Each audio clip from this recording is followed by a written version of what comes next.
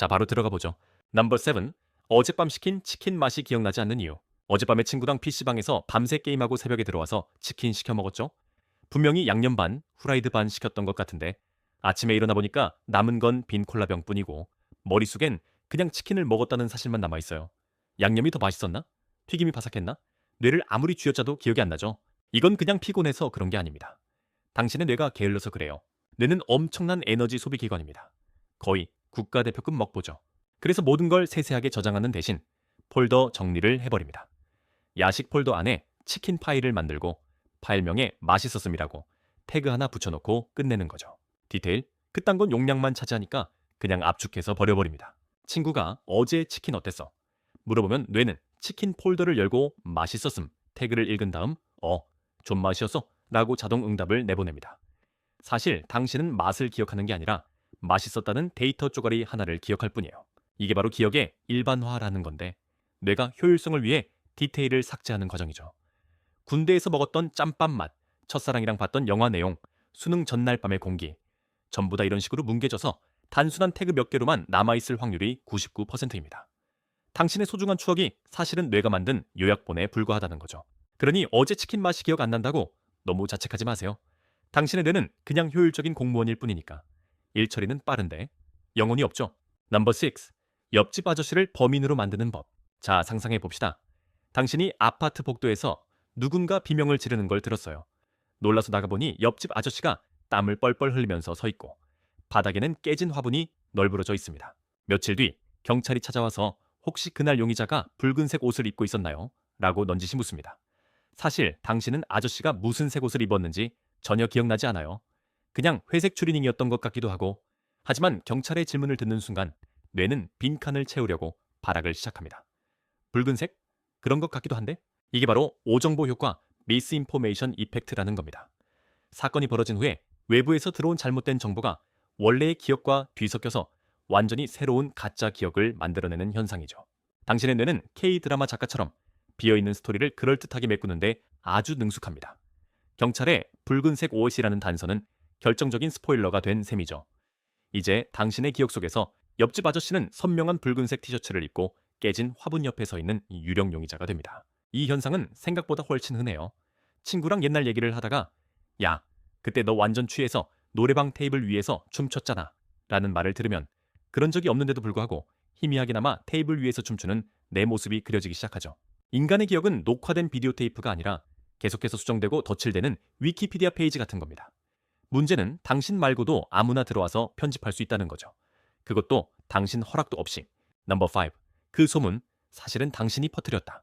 야, 그거 알아? 서울 지하철 2호선 막차 타면 가끔 이상한 할머니가 말을 건대. 절대 대답하면 안 된대. 이런 도시괴담 친구한테 들은 것 같죠?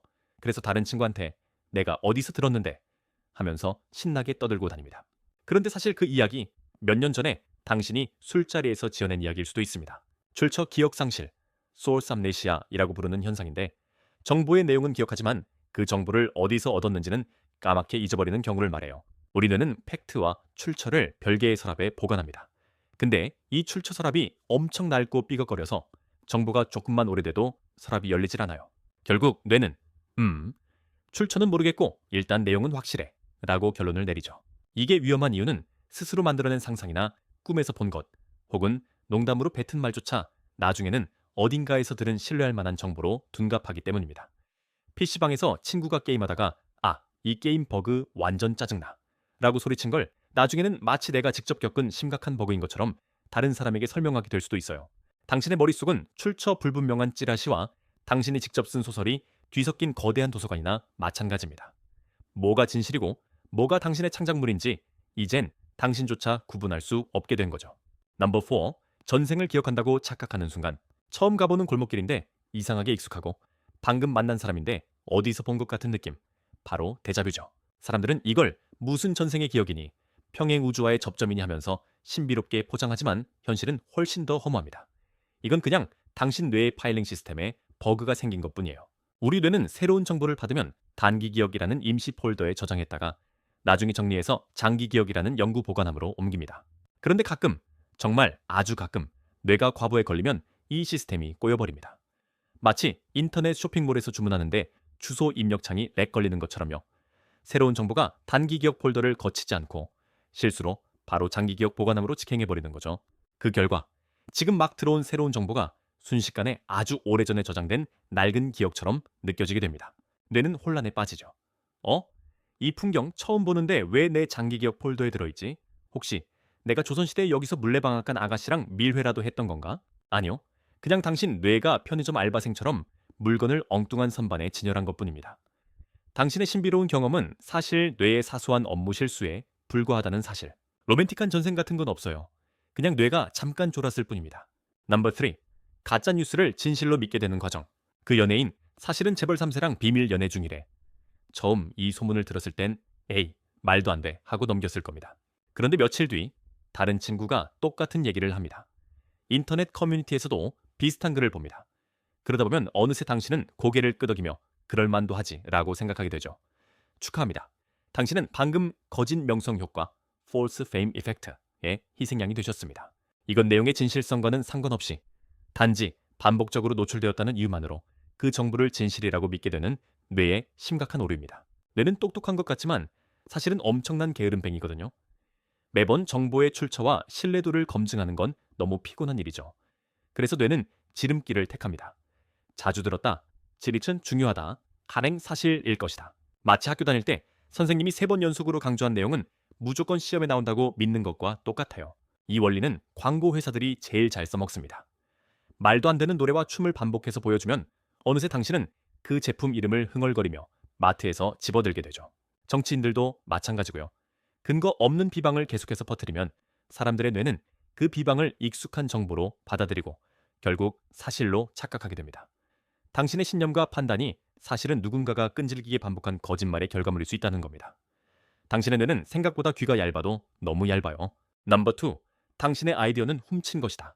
팀 프로젝트 회의 시간. 모두가 머리를 싸매고 있을 때 당신의 머릿속에 번개처럼 아이디어가 스쳐 지나갑니다. 이거다. 당신은 흥분해서 아이디어를 설명하고 팀원들은 모두 감탄합니다.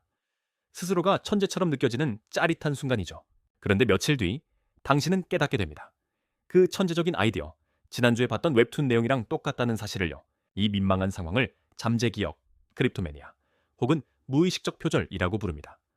과거에 접했던 정보, 글, 음악, 아이디어 등 완전히 잊었다고 생각했는데 어느 날 갑자기 그것이 마치 자신의 독창적인 생각인 것처럼 튀어나오는 현상이죠. 위에서 말한 출처 기억 상실의 심화 버전이라고 할 수 있습니다. 정보의 출처뿐만 아니라 그 정보를 봤다는 사실 자체를 까먹은 겁니다. 뇌는 정보를 저장할 때 내 생각과 남의 생각을 따로 구분해서 태그를 붙여놓지 않습니다. 그냥 거대한 아이디어 창고에 전부 때려 넣죠. 그러다 아이디어가 필요해지면 창고에 가서 제일 그럴듯해 보이는 걸 하나 집어나오는 겁니다. 근데 그게 원래 누구 거였는지 적힌 꼬리표가 떨어져 나간 지는 이미 오래죠.